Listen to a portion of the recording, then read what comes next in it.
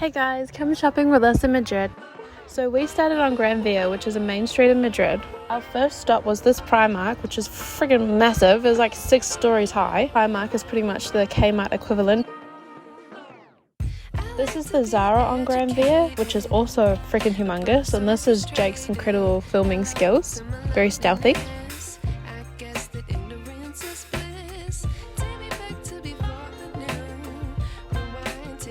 Next we stopped for a quick pit stop at Starbucks. We got a coffee and a semi. Now we're getting into the good stuff.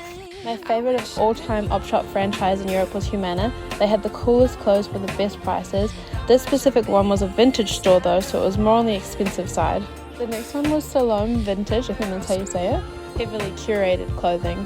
This one was Mucho Vintage. It was really funky and had some cool stuff, but again it was vintage, so it was very expensive. Did have a sale rack however, and that's where Jake picked up a cool polo.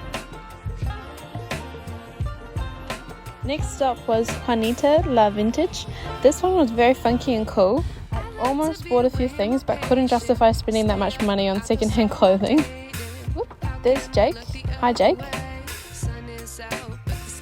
Now the last one we stopped at was Flamingo Vintage Kilo Shop. It was a quick stop as this one was a very heavily curated shop, which essentially meant a bunch of overpriced Hawaiian shirts and the most horrendously priced so-called designer Tommy Hilfiger random t-shirts that were probably worn by a child. Anyways, after all this shopping we stopped for some poke bowls. They were absolutely delish and we called it a day. Unfortunately I didn't pick anything up. Anyways, thank you for joining us. Goodbye.